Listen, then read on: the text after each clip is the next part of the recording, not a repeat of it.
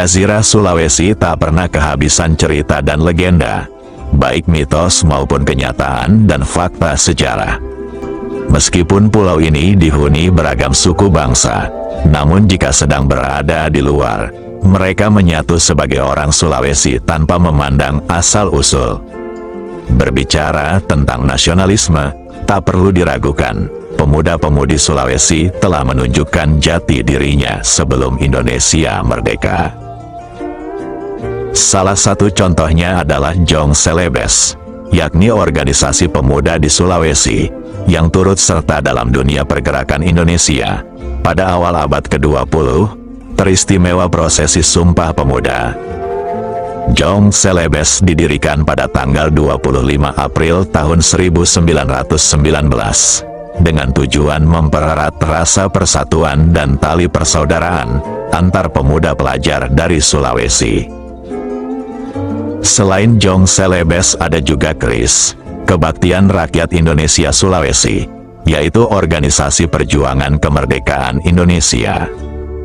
KRIS ini dibentuk oleh anak-anak Sulawesi yang sedang berada di Pulau Jawa pada tanggal 8 Oktober tahun 1945 di Jakarta. Organisasi-organisasi perjuangan tersebut menjadi ruh dan pengikat jiwa raga anak-anak Sulawesi ketika dirantau. Anak-anak Sulawesi banyak juga menjadi perwira militer di Pulau Jawa, bahkan banyak yang gugur ketika sedang berjuang mempertahankan kemerdekaan Indonesia. Sejumlah peristiwa yang pernah melanda Sulawesi sebelum dan setelah kemerdekaan, mulai masuknya tentara Jepang, kembalinya Belanda, hingga konflik-konflik bersenjata lainnya antar anak negeri, seperti Gerakan Permesta dan DITI. Konflik antar anak negeri tersebut umumnya dipicu oleh kebijakan dan ketidakadilan dari pemerintah pusat pada waktu itu, sehingga anak-anak Sulawesi melakukan gerakan-gerakan perlawanan dan mengangkat senjata. Hal itu dapat dimengerti karena negara Indonesia pada waktu itu masih relatif muda, sehingga belum dapat memenuhi kebutuhan seluruh bangsa. Di samping itu, berkembangnya isu-isu geopolitik antara Pulau Jawa dengan pulau lainnya.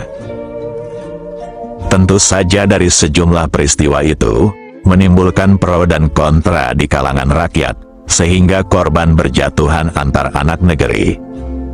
Hingga memasuki tahun 1960-an, anak-anak Sulawesi tumbuh besar dalam suasana perang dan berbagai konflik, sehingga tak perlu dipertanyakan tentang penderitaan yang dialami.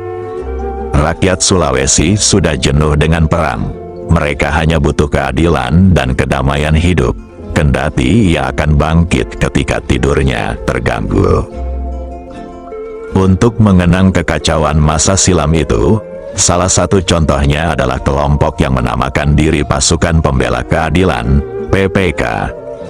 Kelompok bersenjata di Minahasa ini melakukan aksinya sekitar tahun 1950 sampai tahun 1960-an. Salah seorang pentolan PPK yang terkenal adalah Jan Timbuleng, anak Minahasa yang dikenal kebal itu, melancarkan aksinya lewat pasukannya yang disebut Brigade 999. Munculnya Pasukan Pembela Keadilan, PPK, di Minahasa, disebabkan rasa kecewa yang mendalam dari sekelompok pejuang kemerdekaan. Ketika Markas Besar Angkatan Darat melakukan restrukturisasi, penyesuaian, dan penyederhanaan, banyak pejuang merasa dikorbankan, termasuk gerilyawan yang gagal menjadi anggota APRIS, TNI, lantaran dianggap tidak memenuhi persyaratan. Pejuang Minahasa yang merasa kecewa dengan kebijakan itu, diantaranya Sam Mangindaan, Noko Rompis, dan Jan Timbuleng. Akhirnya mereka membentuk kelompok perlawanan, yang disebut Pasukan Pembela Keadilan, PPK, yang dipimpin Sam Mangindaan. Mereka menjadi pasukan liar bersenjata, yang tentunya membawa pengaruh dalam kehidupan masyarakat. Di antara personel PPK, terdapat beberapa bekas pejuang pro-republikan, dan sejumlah pemuda Minahasa lainnya, yang ikut melawan tentara Belanda di Sulawesi Utara pada masa revolusi kemerdekaan. PPK ini hampir serupa dengan perlawanan Kahar Muzakar di Sulawesi Selatan, yang memperjuangkan seluruh anggota KGSS menjadi bagian dari APRIS. TNI juga ditolak pemerintah, akhirnya melakukan perlawanan, yang berujung bergabungnya dengan DITI. Noko Rompis merupakan tentara KNIL berpangkat kapten. Ia terlibat dalam peristiwa Merah Putih di Manado. Peristiwa Merah Putih di Manado merupakan peristiwa penyerbuan markas militer Belanda yang berada di Teling, Manado pada tanggal 14 Februari tahun 1946. Berbagai himpunan rakyat di Sulawesi Utara, meliputi pasukan KNIL dari kalangan pribumi, barisan pejuang, dan laskar rakyat berusaha merebut kembali kekuasaan atas Manado, Tomohon, dan Minahasa, yang ditandai dengan pengibaran bendera merah putih di atas gedung tangsi militer Belanda. Peristiwa tersebut merupakan bentuk perlawanan rakyat Sulawesi Utara untuk mempertahankan kemerdekaannya, serta menolak atas provokasi tentara Belanda yang menyatakan bahwa proklamasi kemerdekaan pada tanggal 17 Agustus tahun 1945 hanya untuk Pulau Sumatera dan Jawa saja. Dalam peristiwa ini, Noko Rompis bertugas sebagai kurir militer, membawa kabar dari pihak militer Indonesia kepada tentara KNIL yang pro-republikan. Tugas itu dijalankan Noko Rompis dalam perebutan kekuasaan terhadap tentara KNIL yang anti-republikan, yang bermarkas di Tomohon. Sayang, upaya perebutan kekuasaan itu mengalami kegagalan. Noko Rompis ditangkap pasukan Belanda dan dipenjara selama 20 tahun. Namun 3 tahun kemudian, ia bebas setelah konferensi meja bundar pada tahun 1949. Selanjutnya, pada awal 1950-an, Noko Rompis bersama Sam Mangindaan bergabung dengan Angkatan Perang Republik Indonesia Serikat, APRIS. Namun, setelah markas besar Angkatan Darat melakukan restrukturisasi dan penyederhanaan, Noko Rompis dan kawan-kawan dilanda kekecewaan. Noko Rompis yang sudah berpangkat kapten, diturunkan dan terjun bebas menjadi sersan. Begitu juga teman-teman mereka. Dari kekecewaan inilah awal terbentuknya Pasukan Pembela Keadilan, PPK, sebagai korban dari proses transisi kemiliteran di negeri yang belum lama merdeka. Demikian juga Jan Timbuleng, ia merupakan bekas serdadu KNIL yang pro-republikan. Ia pernah bergabung dengan Batalion 3 Mei dalam menumpas pemberontakan Republik Maluku Selatan, RMS, pada Juli tahun 1950. Pemberontakan RMS akhirnya berhasil ditumpas pada November tahun 1950, setelah Kolonel Kawilarang memimpin ekspedisi militer ke wilayah itu. Namun, setelah operasi militer tersebut, keadaan hidup Jan Timbuleng dan kawan-kawan terkatung-katung. Ia tidak diperhatikan lagi oleh APRIS, habis manis sepah dibuang. Hingga kemudian hari, ia memilih jalan lain, dengan caranya sendiri. Selain kawan-kawan sesama personel APRIS yang kecewa, masyarakat sipil pun diajaknya untuk bergerak melawan pemerintah pusat. Pada tahun 1954, PPK terlibat kontak senjata dengan TNI. Dalam bentrokan itu, 16 anggota PPK tertangkap di Tumpaan, Minahasa Selatan. Beberapa di antaranya terluka kena tembak ketika kabur. Setelah bentrokan yang menewaskan puluhan anggota PPK, Noko Rompis berusaha bernegosiasi, namun usaha itu gagal berantakan. Ketika Noko Rompis hendak masuk kota, pasukan TNI melakukan operasi militer. Akhirnya Noko Rompis pun tak jadi menyerah. Pada tanggal 31 September tahun 1954, PPK menyergap pasukan Worang di Desa Maumbi. Mayor Worang terluka dan harus dirawat. Setelah Sam Mangindan meninggal, pimpinan PPK dipegang No Korompis dan Jan Timbuleng sebagai wakilnya. Namun di akhir tahun 1954, No Korompis selaku pimpinan PPK menyerahkan diri kepada Batalion Worang di Kinilau Tomohon Utara. Pucuk pimpinan PPK akhirnya diambil alih Jan Timbuleng. Pengaruhnya di PPK lebih besar daripada No Korompis. Banyak yang percaya kekebalan Timbuleng begitu kuat selama ia berdiri di atas tanah. Ia tidak mempan peluru apapun. Pelor cuma melambung dari dadanya karena kekuatan magisnya. PPK pimpinan Jan Timbuleng lebih banyak menimbulkan keresahan. Mereka melampiaskan kekecewaannya kepada pemerintah dengan berbagai aksi gangguan keamanan. Mereka berpangkalan di hutan-hutan pedesaan dan berpindah-pindah. Meski persenjataannya sedikit, namun kerap melakukan serangan-serangan frontal yang berani, sehingga cukup diperhitungkan. Keberadaan kelompok PPK pimpinan Jan Timbuleng menarik perhatian para perwira permesta di Sulawesi Utara. Sementara itu, pimpinan PPK Jan Timbuleng berkeinginan pula bergabung dengan permesta, karena ia menilai permesta juga bersitegang dengan pemerintah pusat, sama dengan kelompoknya. Jan Timbuleng kemudian mengirim utusan kepada pimpinan permesta untuk menyampaikan keinginannya itu. Lantas direspon baik oleh pimpinan permesta, selama sesuai arah dan kebijakan, serta tujuan perjuangan permesta. Akhirnya PPK pimpinan Jan Timbuleng bersekutu dengan gerakan permesta pada tahun 1957. Bergabungnya PPK dengan permesta tidak lepas dari ikatan keluarga antara Jan Timbuleng dengan salah satu pimpinan permesta, Lawrence Fritz Saerang. Diketahui, Jan Timbuleng menikah dengan Pauline Saerang, adik perempuan Lawrence Fritz Saerang. Lawrence Fritz Saerang juga bekas serdadu Kenil, namun ia memilih bergabung NKRI, kemudian hijrah ke permesta.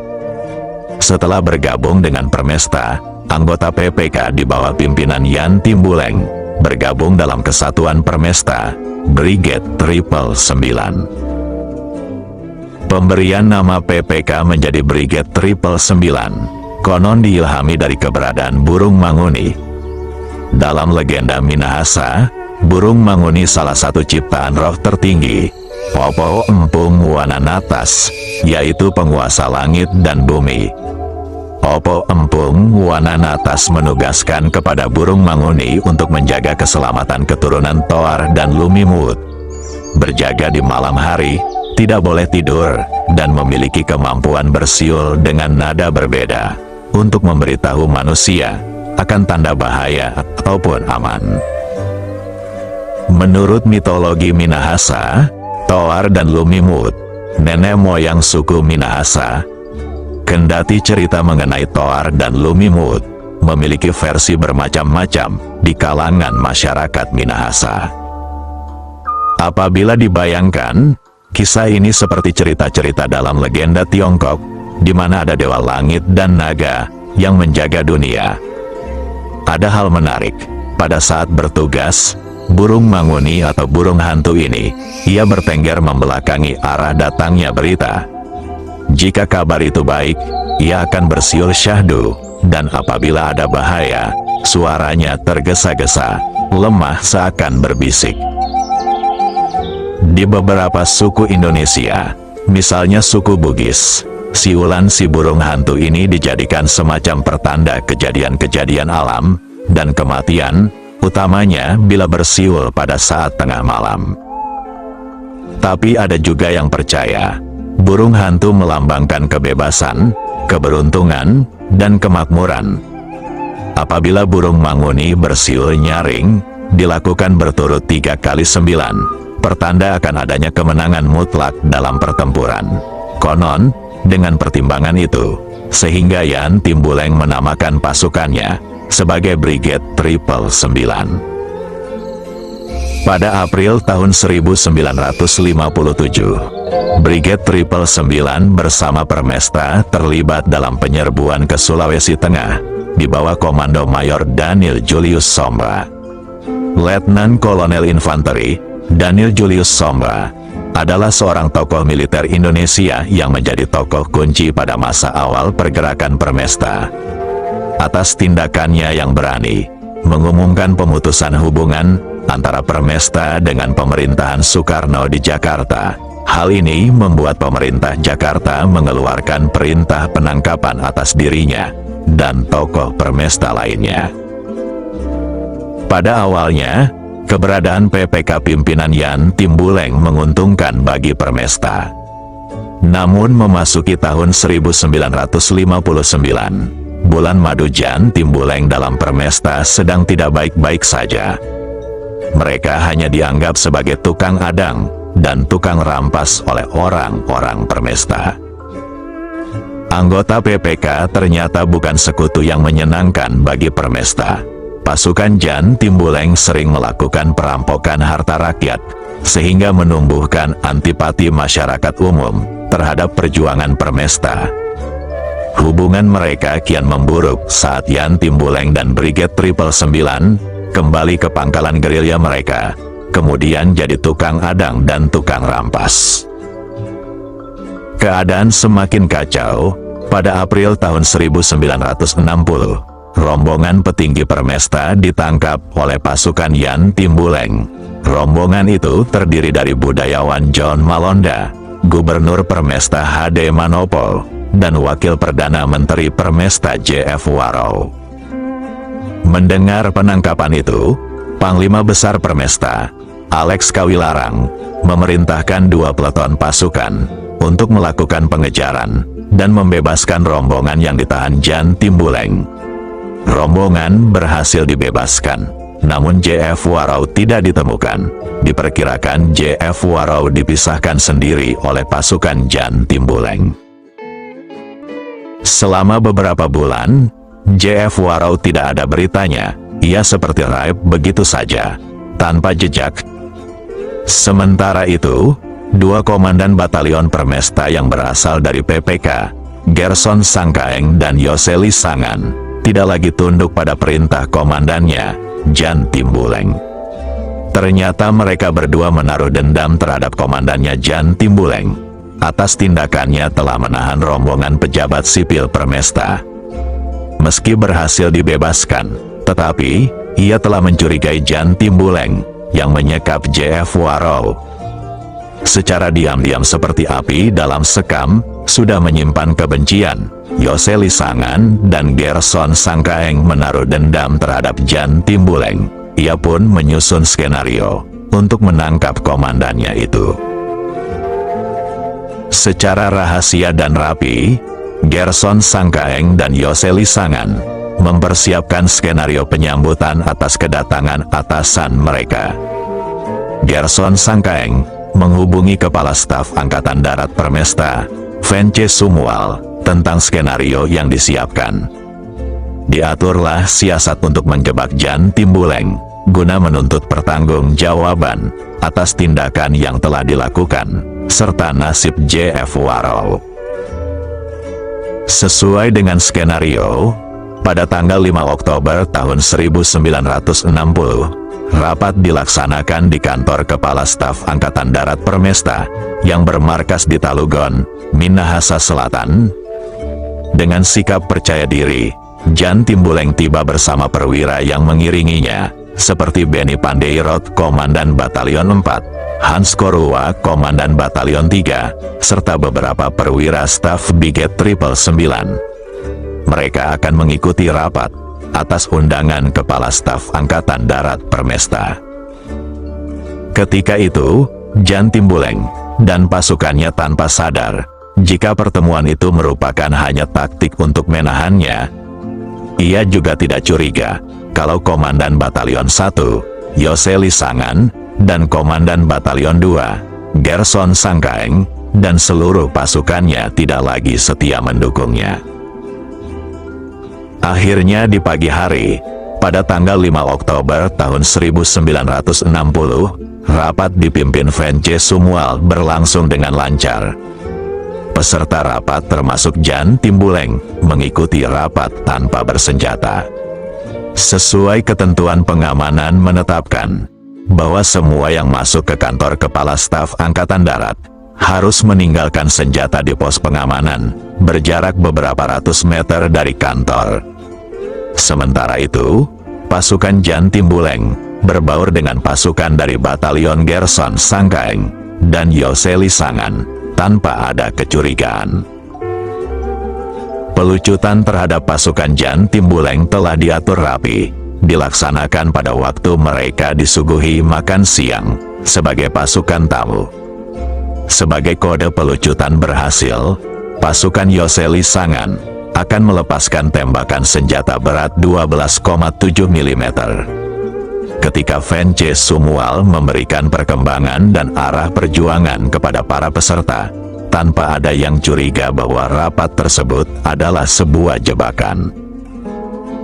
Tiba-tiba terdengar dentuman tembakan senjata berat 12,7 mm. Lantas Vence Sumual segera mengakhiri dan membubarkan rapat. Setelah itu, Jan Timbuleng bersama perwiranya tanpa curiga hendak kembali ke pos pengamanan guna mengambil senjatanya. Saat itulah mereka ditodong dan ditangkap oleh pasukan Gerson Sangkaeng dan Yoseli Sangan.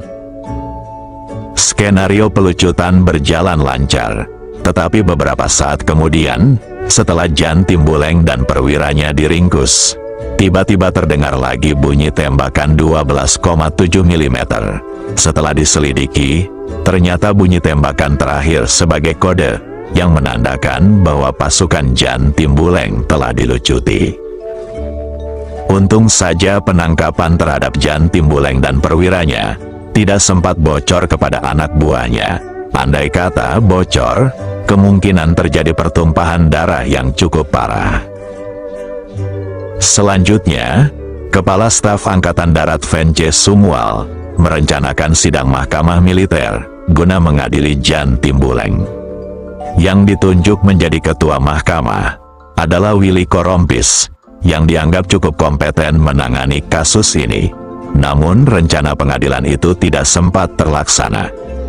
Di tengah kesunyian malam, sewaktu Jan Timbuleng hendak dipindahkan oleh pengawal dari pondok tempat ia ditahan ke lubang perlindungan, tiba-tiba Jan Timbuleng mengamuk dan berteriak. Lalu ia melompat turun lewat jendela, sehingga petugas menembaknya jarak dekat. Akhirnya Jan Timbuleng yang kesohor kebal itu tewas seketika.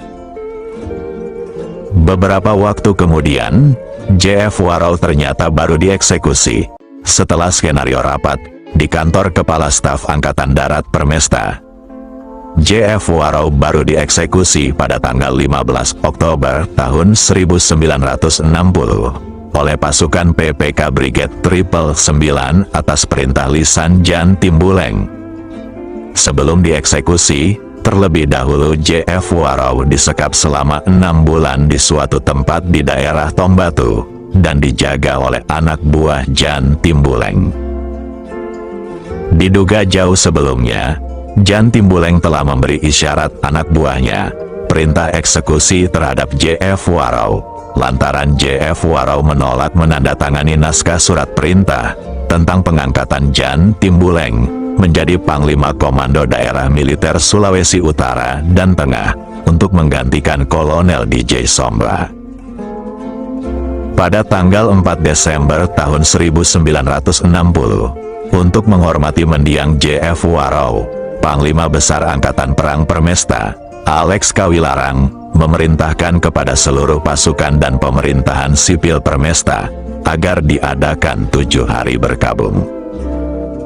Berakhir sudah petualangan sang jagoan Jan Timbuleng, ia memilih mengakhiri riwayatnya di rimba tempat ia bergerilya, dan dimakamkan secara layak di sekitar tempat ia tewas. Sementara J.F. Warau, jasadnya baru ditemukan pada tahun 1992, di dekat Tombatu, lalu dipindahkan dan dikebumikan di desa asalnya, Remboken. Mereka berdua adalah tokoh-tokoh pejuang dan menjadi korban dari sebuah kebijakan yang tidak mumpuni pada masa itu.